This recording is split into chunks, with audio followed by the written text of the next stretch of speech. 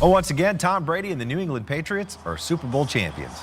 Brady and head coach Bill Belichick have now won 6 Super Bowl titles together, tying the Pittsburgh Steelers for most in history. Well, not only did Brady and Belichick make history as the oldest in their positions to ever win a Super Bowl, last night was the lowest scoring Super Bowl yet with a final 13-3. The Rams, remember, had the second-ranked scoring offense going into last night's game. The Patriots ranked 4th.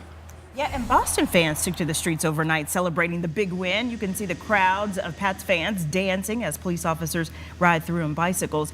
There was even a sign saying "Go Pats" lit up on a skyscraper in downtown Boston.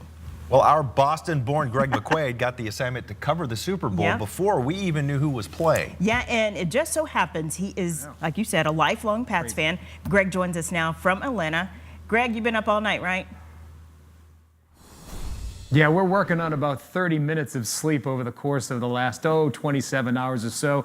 My colleague and dear friend, Brad Wilson, photographer, and myself are having the time of our lives, especially for me, as being a Patriots fan. Well, behind me are one of the many merchandise pop-up shops all across the city of Atlanta. And there were so many people here in downtown Atlanta trying to get their Super Bowl swag that they have to restock the shelves already this morning. So to get that crush of tourists that are probably leaving, going back to their homes in New England, because let's face it, this place was teeming with a lot of New England Patriots fans, and they are going home happy, including this guy, because I did have the assignment of a lifetime to go to my first Super Bowl, and it was at the Mercedes-Benz Stadium last night, where the New England Patriots took on the Los Angeles Rams. And right after the game ended, I had an opportunity to get down into the New England Patriots interview room and got to rub shoulders and rub elbows with a lot of the Patriots, including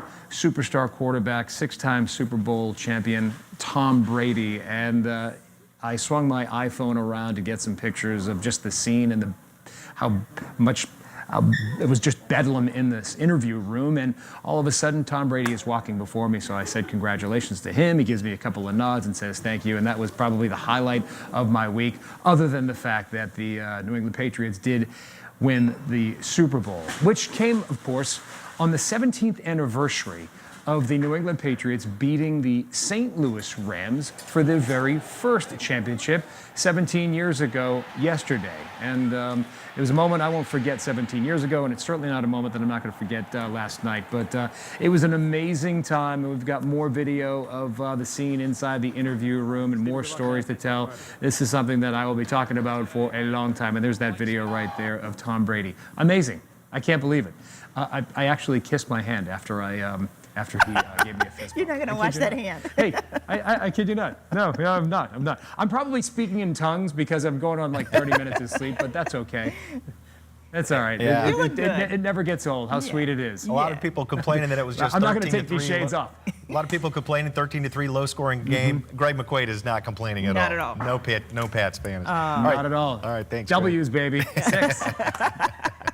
All right, thanks, Greg. All right, let's get a look at the roads now. Here's Kristen. I think it's safe to say that Greg is their good luck charm. Yeah. Yes. He's going to have to continue to follow them now to every Super Bowl, because Tom Brady's not retiring. Yeah, and he would be fine with that. Rob Reba, things are looking pretty good. One incident to talk about, but first I want to show you a live shot from the Interstate 95 South, heading down towards the Belvedere Street exit. Maybe you're heading into the VCU area or passing up Belvedere down to the Interstate 64 interchange. All travel lanes are open off to the right shoulder. Tractor trailer with flashers on. Again, not disrupting traffic, so you will be able to get by. Just take a little break there off the side of the road. 95 North, working your way up from the downtown area into the Bryant Park interchange. Smooth sailing traffic. We're currently moving at those posted speed limits. It's dry out there. Broken down vehicle. This is what I'm keeping an eye on right now. Really the only minor problem. Parham Road at St. Charles Road east of Interstate 95. Here's Parham Road with the green on the screen. No problems getting through the area. If a safety assistance vehicle is there, of course they will be working, trying to remove that stalled vehicle out of the roadway. But again, it doesn't look like we're closing any travel lanes there. We have a traffic alert you need to know about. This is in Amelia. The bridge repairs project closing down a portion of Grub Hill Church Road. Rob Reba will try to get to that in our next update. Over to you.